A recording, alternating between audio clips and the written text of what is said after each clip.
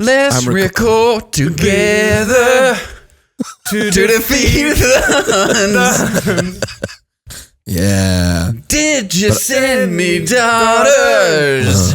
And we'll get sued for this song. Oh, I thought you were going to go a different direction. I'm Yao, king of the rock, and there's nothing you girls can do about it. Which apparently is just, he's also bebop or rocksteady. That's awesome. What I get for cutting Jim. I love that song so much. Anyway, hey guys, welcome to New Way Stories. My name is Jesse. Oh, that's what you want to do, right? Yeah. Boom. Do some bow staff fighting. Oh, that whole montage. Climb up a flagpole and then get the flag. New podcast idea. Greatest montages in cinema. I'll tell you what. Ooh, that's a good idea. I tell you what, watching all them Chinamen fight each other in that movie makes me want to fight a Chinaman. Welcome to New Way Stories. My name is Jesse. I am your host. With me, Darius, Giles, and Ben Salazar. I think I think it's Mulaney, but he goes, I think the laziest of the slurs is Chinaman. Because you're just saying you could say China. Russiaman, Germanaman, Italianman. But yeah, okay, so we're talking. I apologize. Well, I mean, it's one of those. Isn't everything? It's one of those that's whatever. It's like cracker. Saturday Night Live. I have gone through so much Saturday Night Live content this week. It's been a busy week. I watched like all the documentaries. Oh, dang. Good for you. 3-hour, 50 anniversary show. Mm-hmm. I watched the first hour of the music. I'm gonna finish that, but we're gonna get into it. Mm-hmm. Saturday Night Live 50-year anniversary. Let's just start with Saturday Night, the movie. Yep. We're gonna keep some brief synopsis here. For me, incredible casting. Incredibly enjoyable to watch, but anxiety ridden. Like Reitman did such a good job of making it feel like complete hecticness. It did, like, not that I'm putting on SNL ever, but it reminds me of like the hour leading up to like a summer camp thing where you're like, oh dude, for sure. Did I get everything? Is everything in order? Well, obviously it feels like there's more writing on it in a sense. To compare it to summer game is funny because it feels like obviously they're talking about national television and multiple people's careers, but they're not taking care of any minors. They're not getting ready to put 100 minors on a bus and then promise their parents that they'll still be safe in 6 days, no matter how dumb they act. Dude, I remember as a 19-year-old kids pastor, I took 20 plus kids to kids camp. Me and Joy Thompson, a fellow 19-year-old, and they go, see you in a week. That's nuts. Yeah. Praise the Lord. So yeah, it did a good job of making me wonder, even though I know, I know that the show premiered that day. Right. But I still was like, I hope that the show premieres. I hope that they don't play the reruns of Carson. Now, Ben, how well versed are you? Because Kate and I rewatched it 2 nights ago, and I was like, I'm curious how you're going to like this movie, like Kate, because Darius and I are SNL nerds. Like this is pandering to us very much. But where do you fall in SNL knowledge, and then how did you like the movie? I absolutely love the movie. I actually really, really enjoyed the movie. I knew enough to get by. I didn't know enough to answer all of Malia's questions. Sure. But I know Lauren. I know the original cast. I knew some of the sketches they were referencing, obviously. What I enjoyed and what I didn't know was the kind of the dynamic of like how what that show was like perceived as, like leading up to it, what television was like at the time, like how it shouldn't have happened. No one knew it. It was groundbreaking. Even Lorne didn't really know what it was, but he knew what it was. And that's what I love. I love like when they do a timepiece, a period piece, whatever. You go back in time, 1970s, seeing what that was like then. And a snippet of New York in the 70s. And so like it made me, because I'll ask my favorite thing to do with my grandpa is to ask him, what was this like when this happened? Like you were there, what was that like? And I think we've talked about SNL in the past, but I want to tell him about this movie, and hopefully we can watch it next time he's in town. Be like, what was this like? Because you were there. My dad was born the year this came out. You were definitely there. You probably watched it. Yeah. I completely lost my train of thought. I had something good that I was going to say. Oh, maybe my it gosh. wasn't that good. I don't even know. The countercultural and just kind of the perfect storm that had to be, where they're like, hey, we're in this like dispute with Carson, and so we're gonna stick it to Carson and say like, look, we can put whoever we want on TV. 20-year-olds who have never made anything before, like it's a power move. And then they got lucky that it was this like cultural phenomenon, right? Or even like a J.K. Simmons character. I didn't know who that was. Milton Berle, yeah. And he was like, it showed a little bit of his show, and he's just kind of standing there. And like, it showed a little more of him. It showed a lot, and he's like, ladies, and like that's what television was. Dude, Darius and I were talking about it, like these stalwarts of, listen, I think there's still a long ways to go for equality and chauvinism and stuff like that. But like, just take a look. Back at how bad it was where we came from, and like 50 years ago, it's not that long ago, right? Yeah. And just like these people who are idolized by a generation, like my grandparents, who are the most wholesome people ever, idolize Carson and Milton Berle, like, and they're complete scumbags. Yeah, they're not great. Literally, like pulling their parts out to in public, and like Carson is just like, you're not gonna like supplant me, and it's just like big ego, dude. The way Carson seems like such a nice, and probably like a lot of people, there's a lot of people that like, if you're their friend, they're gonna be kind, generous, loving to you. If they're in any kind of competition with you, they don't feel like that's supposed to extend to everybody. It extends to their circle, and it doesn't extend to anybody. So I don't know what he was like to everybody. I think it was Billy Crystal in the 90s did a Carson and like kind of mentioning about how he's like done. And then Carson was like crazy offended by it. And it's just like, I wasn't trying to offend you, but like, can't you see the writing on the wall of this? Yeah. Oh, the guy that played Billy Crystal.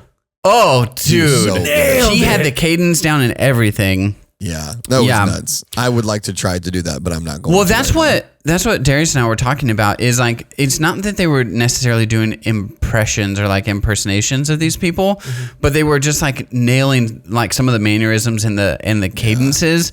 Yeah. Yeah. So, all right, Saturday night. It was crazy how much like some of them I think for me, it was crazy how well they cast everyone, how much everyone looked like everyone except for Lorne.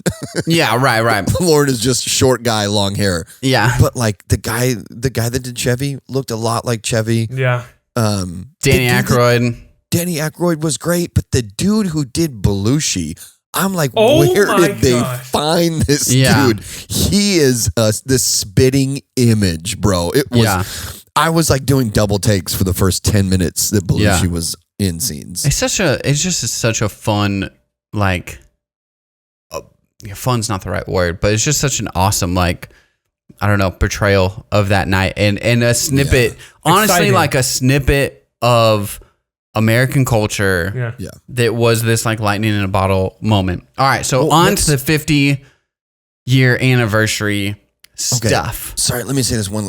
Yeah, get fast. It's crazy that the theme of the movie is Lorne's generation wrestling the TV out of the hands of the previous generation. Yeah. And it's amazing how much that connects with me when Lauren is older than my parents. Yeah. Lauren is 10 plus years older than my parents. And still watching those young people in the way that they're portrayed, I was like, oh, this is still just like every generation's fight is like, when is it time to wrestle away whatever it is from the next generation? So and the reason SNL is on for 50 years though is because Lorne has an understanding. In one of the documentaries, he goes, I think it's in the Ladies and Gentlemen, the musical guest documentary. He goes, if you see a performance on SNL, you should be able to guess within a year or two of when that was, because the show should change with the times. And old people, or not old people, but people as you get older, you want to do your thing. And that's like the Milton Berles and the Johnny Carsons. They go, this is how TV's supposed to be. This is how we do it. This is the success rating. Milton Berle's like, I have a 97 like percentile. Like, don't tell me how to do TV. And you go, yeah, but now it's different. They can't wrap their mind around it. But for 50 years, Lorne Michaels says, this, like, funny is funny, yes, but like this will change with the times and it's not going to look like Lorne. Like, well, dude, the fact that Sabrina Carpenter was one of the primary parts of the SNL50 of the 50th anniversary is proof that like Lorne in some way, on some level, knows how to keep things fresh and how to identify people in every generation that are going to connect with whatever SNL is. Yeah. So now let's talk more about SNL. Speaking of Sabrina Carpenter, let's keep going with SNL50. Yeah. So let's just do the musical. Well, let's just say I think you should all watch the documentaries that they put out on. Okay. I haven't watched them yet. Watch them all. They're all great. You should watch them. So the musical performance, I watched the first hour. I'm going to watch a little bit more of it. You guys both saw the 50th Lonely concert. Island? I saw it, yeah. The Lonely medley Island. Or whatever. Medley was so good, bro. Okay, this is like, I was so jealous. And also, I've been like watching SNL content like before I go to bed. And and then I have been struggling to go to sleep for like an hour and a half because my mind is just racing. I like put me in. I want to get in the game and like and create. And when I watched the Lonely Island thing, like obviously it was hilarious, right? Like him and Parnell are so good. But then when they have all of the songs coming together and it's nuts. It's a theatrical performance, like a well played, what's the word I'm like? Well produced, but crafted, right? Yeah. You're overlaying songs and they sail to the seas of Tortuga and everything. Like, I was like, dude, this is like good. Yeah, like this is really good. Well, the funny thing about that is, one, the Lonely Island guys are great songwriters. The Yorma, Andy, and sorry, the other guy. He had Kiva. They are such good songwriters, first of all, so they deserve that. But also, you have to remember that they team up with the best musicians alive to make those. They always have the best musicians. Okay. So I will say, Kate and I just had this conversation. She goes, I think you don't really like music. You like lyrics, and you like, because I was like trying to point out, I'm like, I don't really get into like the electronic. She said, nothing in this electronic music like makes you want to like dance or like, and I'm like, I don't know. And then I said, I like this song. This is kind of like electronic-y. And then we played it, and it's purely driven by lyrics. Like there's definitely a musical like element to it, but I loved watching the Roots just go through 7 different artists and just like crush. Yeah, I'm like, this is impressive, man. Like, nuts, and it's like, that's your standard like studio sort of band. You go, tell me what music you want me to play, and I'll play it, and I'll play it well. Yep. But just to be like, all right, the Roots are going to be like our house band for the night, and you play for Eddie Vedder, you play for Miley Cyrus, you play for the B-52s, right? Like, it's just like, oh man, you guys are really good. There's a reason they're like Questlove is just like up there, like crushing it.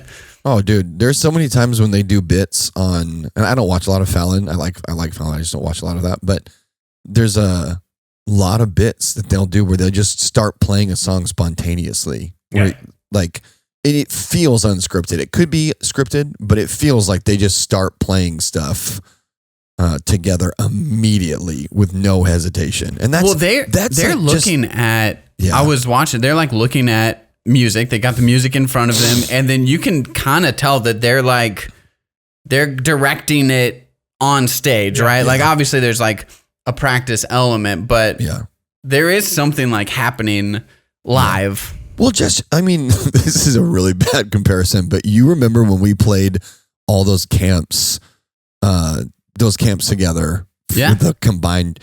We played together so much leading up to the camp and at the camp, because we would play like weekly rehearsals for months leading up to the camp. And then we'd play like multiple nights a week before the camp. And then we'd do morning and night at the camp. And midway through that week, it was like we could literally play anything together at the drop of a hat. And that's just cool to watch. Like anybody who are really great musicians, anybody that plays together so much that they can speak without speaking is fun. Yeah, so the roots for sure. So, all right, music, and this was kind of the theme, was that it was of the weekend for me is people who are attached to SNL and cast members and putting a show together that is like really awesome and entertaining. I thought the musical, like I'm really excited to watch another 2 hours of the Homecoming concert because they're putting together really awesome things. And so SNL50, the anniversary show, same thing. You've got to honor as many people as you can from 50 years who were cast members, who were writers, who were hosts of the show, who are like repeatable cameos and all of that. And I would say these things have got to be the hardest thing to put together. It's just all like these people's schedules and so logistically, but I'm talking from like creatively, where you're like, okay, are we gonna play the hits?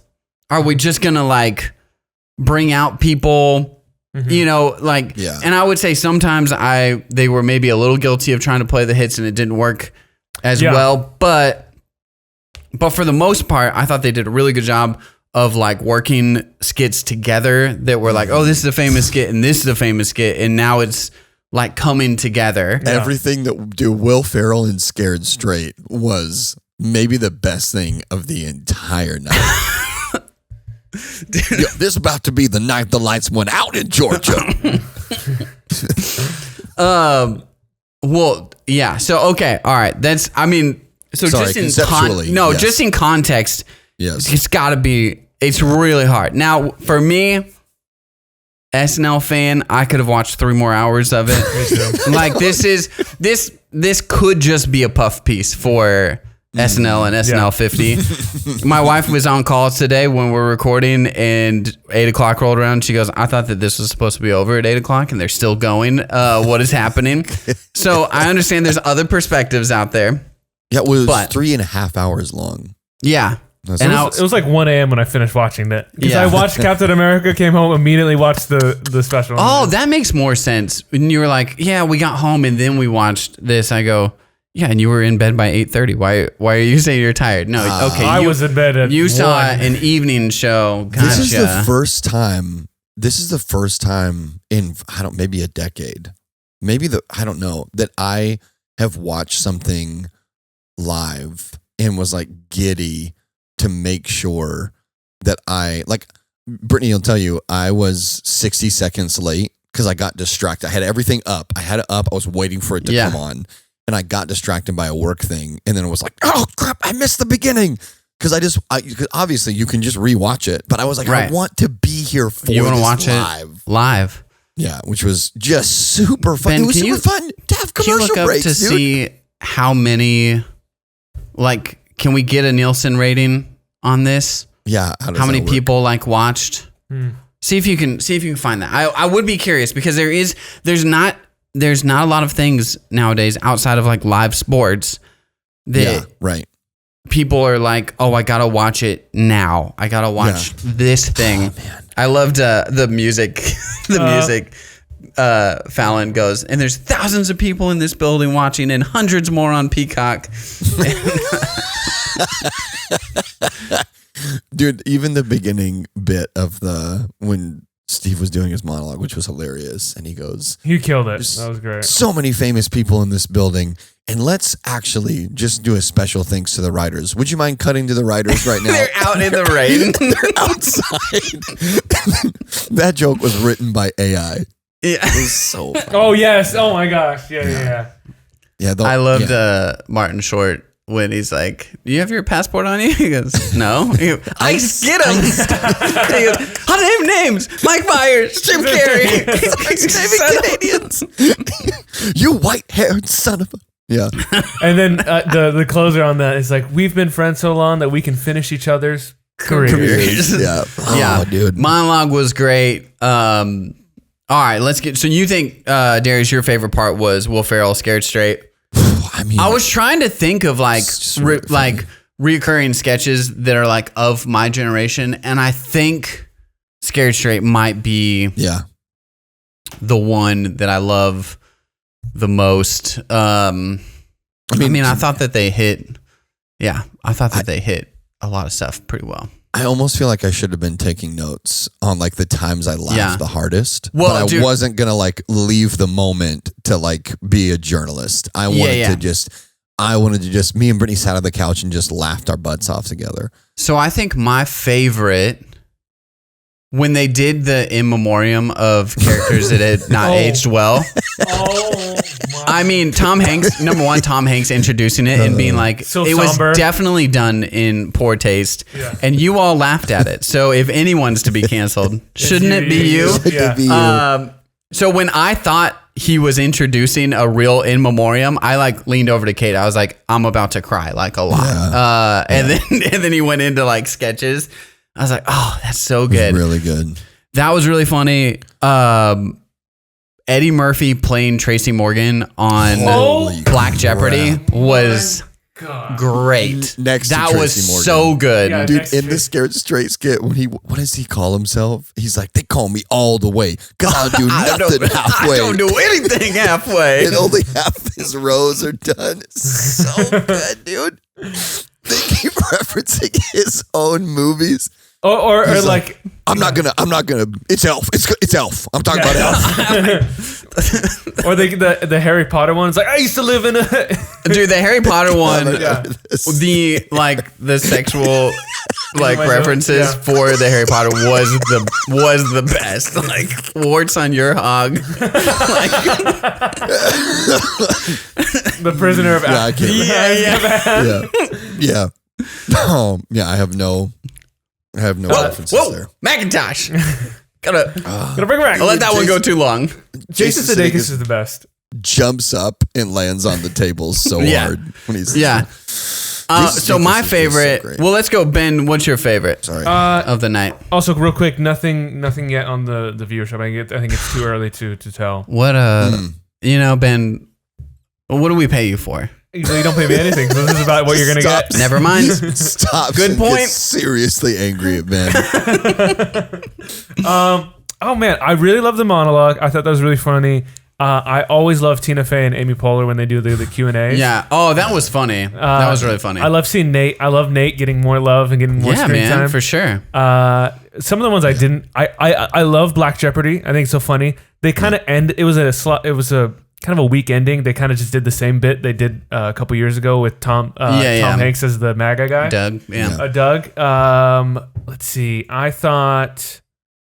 But I also really like the rest of Black Jeopardy. That was really funny too. Yeah.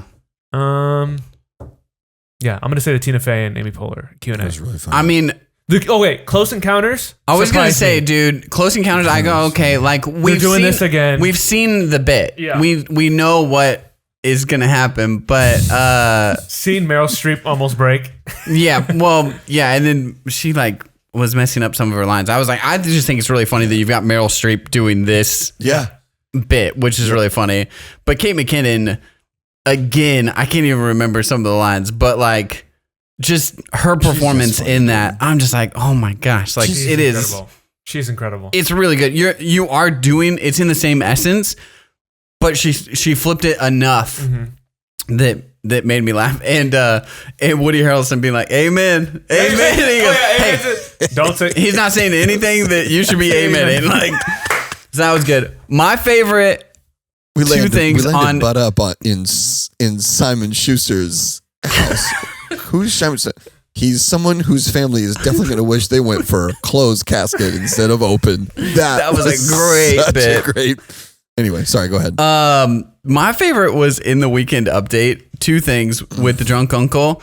I made the joke already of not my Captain America, but when he did it, I was like, nice. You did it great. Nice.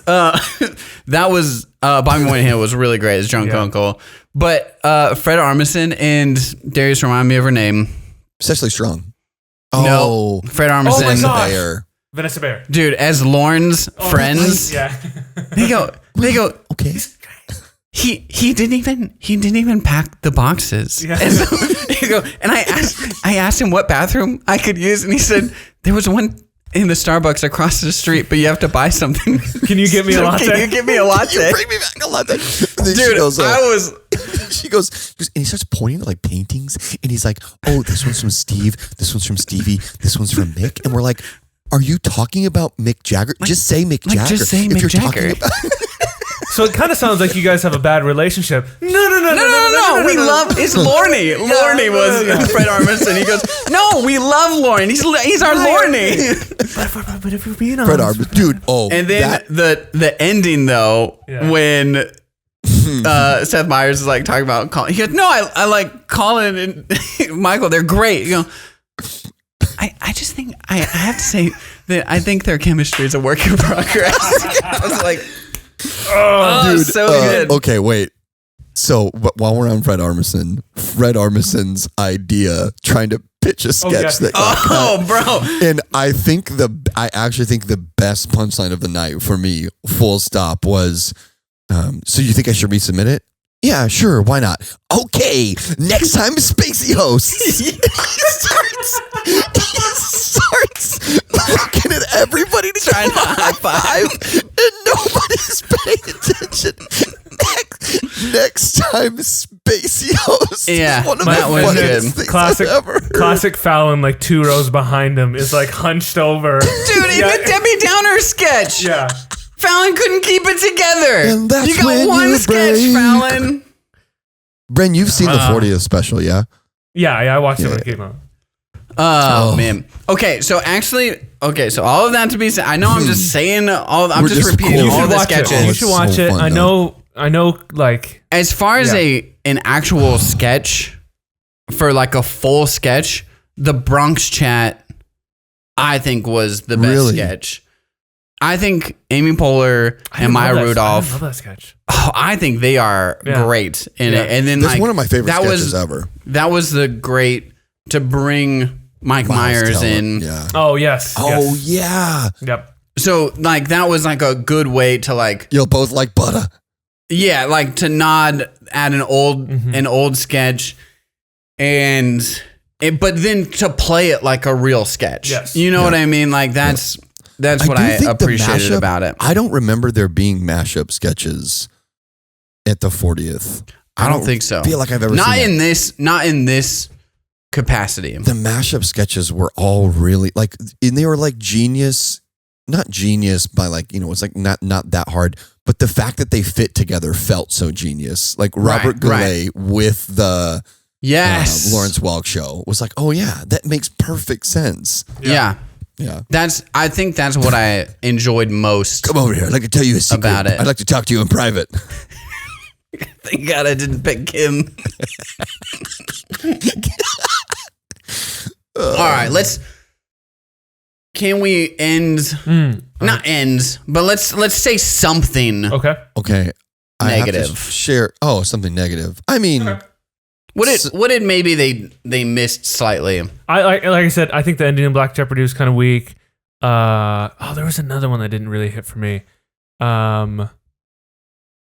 The Mulaney one was okay. I thought that was pretty good. The musical? It wasn't the best for me, the musical one. Oh, I think by that time of the night, I was like on nitrous oxide. I'll tell you, I could have used more Will Forte. When he is singing, and also I don't know who's the guy that was sitting next to Jenna Ortega. He has to hold. That's that was Kevin. Yeah, that was Kevin Costner? Yeah. Oh well, isn't that crazy? I didn't recognize him with his beard. Blonde, fake colored beard. Yeah. But he has to hold Elmo's head while Will Forte is singing. Did you see Jason Sudeikis hitting Jenna Ortega in the head repeatedly? That was so great. So I could have done that. But yeah, that was weak for you. A few more minutes. So wait, huh? That was weak for you, the musical one. Yeah, I didn't love it. There was another one where I was like, that didn't work for me. But yeah, I think the biggest thing that stuck out to me was just the ending. They're just rehashing that same joke. I didn't love the Debbie Downer one either. I thought that one was a little messy. Not just because of Fallon's performance. Yeah. No, the Debbie Downer one was just my TV was skipping because everyone was logged on to Peacock at the same time. So my TV kept skipping, but during that sketch, but it was a boring sketch. I was looking at my phone during the sketch. Yeah. It needed to have, I think SNL is guilty of this sometimes, is where you set up a punchline and then you do the same punchline for the next 3 minutes. Yeah. And it needs something more. I remember back in Chicago, my friend showed me, I think it's Kristen Wiig she's at a party. It might be the Red Flag perfume. Red Flag. And then she's doing, but I'm is there, no, it wasn't that one because it was a 6-minute sketch. And I go, is there another turn to this? Yeah. Or have I seen everything? Have I seen everything in the first minute and we're doing the same thing? And I think Debbie Downer is guilty of that, where you this is really funny, right? But you have to have a funny dude. Yeah. You have to have a funny line, but I think there needs to be one more turn in it to make it a full sketch. It also just needs to be fresh stuff. All those, maybe I've watched it too much, but I saw all of those punchlines coming from a mile away, and they weren't delivered super great. Mm-hmm. And speaking of kids, I just found out I can't have kids. It's kind of funny in the sense that she's said that 10 times, so it's funny to be you already said this. That's hilarious. Right. It's kind of not funny in the sense that, to me, Debbie Downer is funny mostly because I don't anticipate. It surprises me what she jumps in on. And all of these things, they just weren't surprising. I would have loved, instead of the one deep thought with Jack Candy that was really funny, I would have loved 15 or 5 10-second deep thoughts with Jack Candy. Those were great. Right. Yeah, I agree. Yeah. That's awesome. I have to say, I don't mean to be a super downer, but this is this is really, really funny. I didn't plan that. So this, I think, really was kind of the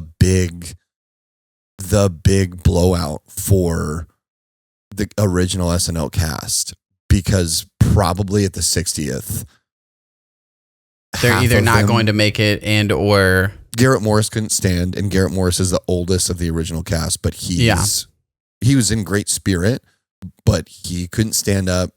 Chevy Chase. I mean, Chevy had to get off the stage. You see Keenan helping him down off the stage. Right.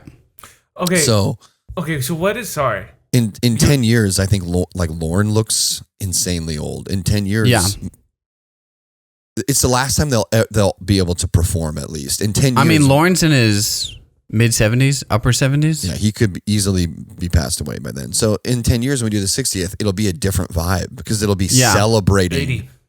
Lauren's 80 years old. Yeah. Yeah. So he won't be standing up at the next one, likely. In 10 years, it'll be celebrating people that are gone now. Bill Murray, Chevy Chase. So it'll be Garrett Morris, Lorraine. Dude, I don't know why Gilda Radner was just such a sweet, everything that she ever did was just like sweet and funny and like brought joy. And I get choked up every time they show her. Yeah. Dude, afterwards I was like explaining to Kate, like John Belushi went early and Gil Radner went early and we're like looking it up, and I didn't realize as well that I knew Kaufman died early, but he died in like 82 in his 30s. That's crazy. Yeah. That's crazy. I didn't realize how early it was either. That's Belushi nuts. was 33, Farley was 33. Gilda died at 42 or 43 of like breast cancer or one of those. Was sick. I don't know what it was. Yeah. It was like cancer, breast ovarian cancer. Gosh, that's crazy. When Kate looked it up, she was like, "Oh, she obviously has like it's something that Kate deals with prevalently." It's just sad. It's you go and to your point, I think with Farley and Belushi, you go obviously it's incredibly sad, right? That they like overdosed and also just that story where it's like there's so much overlay for Farley and Belushi, but then you go Gil Radner, who, like you said, just everything she does is just like brings people joy, and she's fun and lighthearted, and then just to like she didn't die of not die in an overdose, but to just like be taken early by cancer. Yeah, super sad. Phil Hartman and Phil Hartman and his wife, girlfriend, whatever. That's also that one stings. That one, for sure. And dude, when you're going back and watching Phil Hartman sketches, I'm like, he's so good. Gosh, dude, he's so freaking good. Have you watched his audition? Some of the audition footage they have him. It's insane. He's just like so confident, so good. He was just made for a character. I would never make it on SNL because I don't think I could hit the audition. Like the audition would be rough. I think I've got enough ideas and stuff that obviously where it's if you wanted to be a writer on SNL, I could fill 30 minutes, right? I could fill 30 minutes for you, and I think I could fill 30 minutes of like kind of unique material. But dude, that like 5 minutes or 10 minutes when you're like performing to an empty room of 4 people who are not laughing, dude, I'm not doing great. I'm not doing great in that setting for sure. I wouldn't make it on the show because even if I had a good audition and I did some good characters or impressions in some other universe, I wouldn't be able to stay on the show because I wouldn't be able to write enough to stay employed. You have to write multiple sketches a week. Dude, you gotta watch the writer documentary. I can't wait. It talks to a bunch of different writers, but it kind of follows this one group of current writers where they pitch an idea to the host on Tuesday night or Monday night or whatever, and then they go into their hole and write all Tuesday and come up with an idea, and then they pitch it at the table read, and they get chosen, and then they got to go to all the different departments and get this set design built. This is all in a week. Like the set design built, the music, they're directing it on stage, and then dress happens. And then maybe it still doesn't make it to the live show. Yeah. And so you see a journey of people, 2 writers who get theirs on the live show, and then a writer who gets it to dress and doesn't get to the live show. Wow. Also, and the table read on Wednesday is like 6 hours long. Yeah. Dude. You're just all at the table, 6 hours long. It's crazy. Better have some nice snacks in that room. They do. It does look like a pretty sick spread.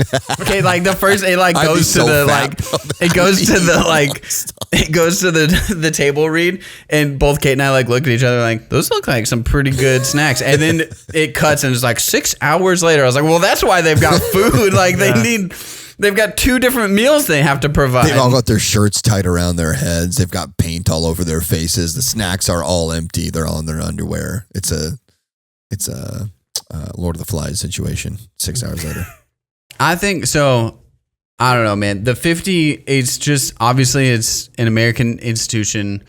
It was really interesting to me to see performers like Miley Cyrus and Eddie Vedder, and also like the cast members who were like, Lorne, I love you. Like, thank you so much for believing in me and believing in like letting me like do my art and like giving me a chance. Yep.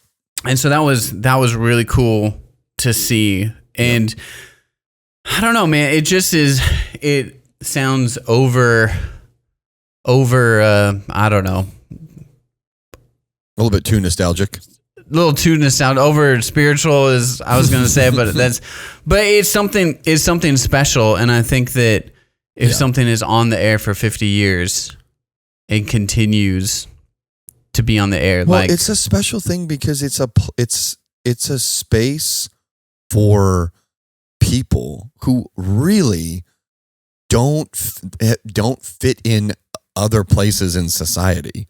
Yeah. And especially in the old days. Like, what's John Belushi going to do? What's Chevy Chase going to do? What's Gilda Radner and Lorraine Newman? Like, they're people who grew up. This is why I always say like that, the one picture of them where Lauren's got his briefcase and they're in like some hotel kitchen where it's him and Chevy and John Belushi and Dan Aykroyd. Yeah. And it's like, you know, this kind of group of people. Yep. And it took luck, right? It took luck too. That, you know, if Carson wasn't going through contract disputes or whatever. Yeah, it would have never happened. Like, yeah. Yeah, so but I think the fact that Lauren was a kind of guy who gathered around these stray comedians, and still today, for some, like Bowen Yang, I think strikes me as that kind of guy where it's like, he like, what is he going to do in life other than be on SNL? And then you dive into it and there's like a lot of people that are like, Molly Shannon, who's like, I had a really unhappy life and I escaped in characters. And, oh dude, I'm so sorry. The guy, Daryl, Hammond, who's like, was abused as a kid. And he was like, I had a really unhappy life. So I escaped into characters, and Lauren picks up these strays and makes a place for them. I think I just think that is kind of part of the secret sauce of it. Well, I was going to say, through the years, the times that they try to hire well-known people, it never works. Yeah. Like the Billy Crystal and Martin Short, there's some really, really, really good sketches. Mm-hmm. It's refined. Mm-hmm. It is refined SNL, and there's some great stuff out of that. But ultimately, it's on the verge of being canceled. Yeah. And then even in Lauren's first year back, he tries to bring on like Anthony Michael Hall and Randy Quaid, like well-known people. Robert Downey Jr. wasn't well-known at the time, but you know, and it's just like it didn't work. Again, you're trying to get names. Yeah. And then it was like, and then the next year they were like, we just like went back to the trenches and found people who like love sketch, and they hired Dana and they hired like a few other people who were just like, there was no Dana and no Bill Hader. That's my two biggest misses on the 50. Obviously, probably they both are very. You just never know. They both love SNL, obviously, but like, I'm sure that sometimes it doesn't work. Dana's podcast, Fly on the Wall with David Spade, I'm sure he'll reference like why he wasn't there. I'm assuming with him and Bill Hader both, it was like a scheduling thing. Like they had a family birthday party or a wedding anniversary, and they're like, I can't skip this, or a Cinderella or whatever. Yep. Dana Carvey is just maybe the greatest cast member of all time. Probably the greatest cast member of all time. Yeah. I mean, he's unbelievable. Mm-hmm. From like, I mean, he's just so perfect for character, for sketches. Yep. And it's like, it works as stand-up, but like not as well. Like obviously I would go and watch Dana, and he's super funny. Yeah, but he would have never become. But he thrives in sketches. Yeah. It's weird. It's weird how somebody's so fit for something so niche. It's like a freak. It's a freak accident. Yeah. Yeah. I grew up watching the 25th anniversary, so it's just crazy to me that, like, you know, the original cast was like barely 50 years old when the 25th happened. And you know what's crazy, and we gotta wrap this up, but some of this, I was realizing, the conversation is always, when is the best era of SNL, and it generally is when you're in high school or your first few years out of high school. But for me, my favorite was, I really connected with late 80s and the 90s, and I was like, why is that? And I realized I've got all those best of sketches. Oh, yeah. Like best of DVDs. I've got best of Lovitz, best of Dana Carvey, best of Will Ferrell 1 and 2, best of Adam Sandler. Like it's best of Farley. Like those, I lived on those DVDs. Oh yeah. More so than actually watching the live. The best of DVDs are a lot more entertaining. They're a lot more entertaining than the episode. My era is for sure Andy Fred Armisen, Bill Hader, Sandberg, Kristen Wiig. Like I would say even that's my era. That's my real. You know, I was 18 to 22, but man, I grew up on all those best of DVDs, and so when you've got the two, like Goulet, my mother-in-law was like, "Do you even know who Robert Goulet is?" And I go, "Honestly, I only know because of Will Ferrell from the '90s when he's singing Big Papa." Like it's so funny. So okay, guys, this was kind of a thrown together pod because we wanted to talk about SNL and get it out as quick as we can. So I hope you enjoyed it. Go watch some SNL content. The documentaries are so interesting to me, and the music one I think is the surprise. It's 2 hours long. It was the surprise of the group. I saved it for last because I wasn't into it, or I thought I wasn't going to be into it. But it's directed by Questlove, and it's great. It's really good. It's really good. I watched through Bad Bunny, and then I was watching it right before the special started, because the special started at 4. And then I logged on. No. Are you talking about? And it was like I'm talking about the 2-hour documentary, Ladies and Gentlemen. Oh, sorry. No, I'm talking about the music. Homecoming concert. The homecoming concert. No, watch the Ladies and Gentlemen 50 Years of Music. Okay. It's freaking great. Done. Also, we made the show off air, but the fact that the 50th anniversary of Saturday Night Live was on a Sunday late afternoon. That feels weird. That did feel weird, but I don't know why it wouldn't be on Saturday. But I don't know. I don't know if it was the last time or how they normally do that. I'm imagining because it's a special, they don't want to take up a regular seasons, but I don't know. That's interesting. I was going to say something that's not. Oh, I think. Are we wrapped up? Did you guys, end the podcast? Thanks for listening. Catch us next week. Yes. Email NewWayStoriesPod@gmail. Like, subscribe, do all that stuff. Tell us if you watch it. Tell us your favorite SNL sketch, favorite era. Love it. Yeah. All right. Nice.